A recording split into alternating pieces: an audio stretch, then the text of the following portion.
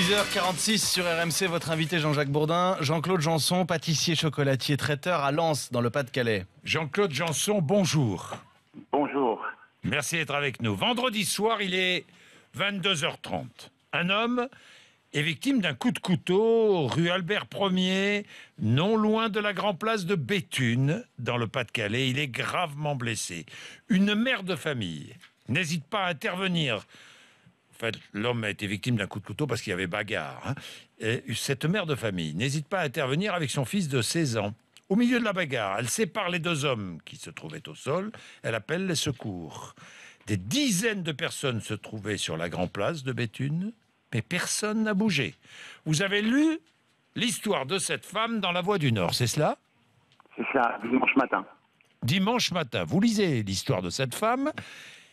Vous êtes touché par son comportement. C'est vrai qu'elle n'a pas eu peur. C'est vrai qu'elle a pris son courage à deux mains. Vous avez été touché par son comportement. La suite? La suite, quand j'ai vu les faits de cette brave dame, j'ai cherché son numéro de téléphone et je l'ai appelé tout simplement pour la féliciter. Je l'ai d'ailleurs réveillée le dimanche matin. Parce que bon, c'est vrai que je me rends pas forcément compte de l'heure à laquelle je me lève. Et donc, dans la conversation, j'ai pas voulu raccrocher tout de suite. Je lui ai demandé quelques nouvelles sur son fils et puis un petit peu ce qu'elle faisait dans la vie. Et elle m'a annoncé que elle vivait seule avec ses deux enfants, qu'elle élevait comme elle pouvait, et avec le RSA. Donc ça, j'ai trouvé ça incroyable qu'une femme d'une telle bravoure puisse rester sur le côté comme ça. Et que personne ne fasse rien, quoi. Et donc, sur le champ, je lui ai proposé un emploi direct, en CDI. En CDI, pas de CDD, hein, en CDI. Non, jamais de CDD chez moi. Bon, donc, en CDI, vous l'avez embauché dans votre pâtisserie. Ouais. Hein, Oui, quel âge a-t-elle?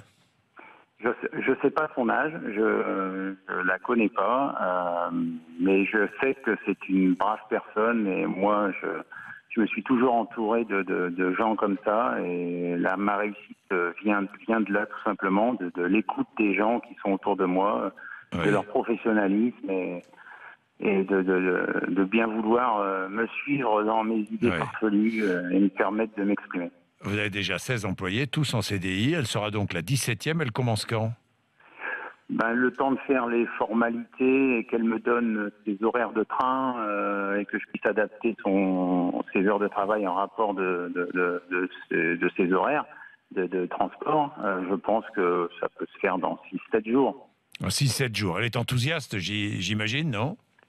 Elle m'a dit quand je lui ai annoncé ça que c'était Noël avant l'heure. Oui, elle était au RSA, elle retrouve du boulot grâce à vous. Bravo. Grâce à vous et grâce à son comportement aussi.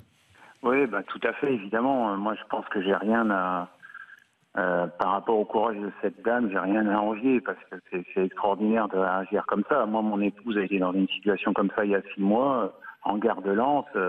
Quand elle a appelé le chef de gare, il n'a pas bougé d'un centimètre. Et donc, je sais ce que c'est. J'entends ce qui se passe un petit peu partout en France, dans les journaux, à la radio. Et malheureusement, on est peut-être le pays des droits de l'homme, mais aussi le pays de l'individualisme. Et ça, c'est bien dommage que le fondement de la famille ait été touché comme ça avec tous les avantages sociaux de notre pays. Merci Jean-Claude Janson. Belle leçon, hein, dans tous les cas. Merci. Merci. Eh bien, nous verrons. Merci. Au revoir. Au revoir. Il est moins 10. Il est 7h moins 10.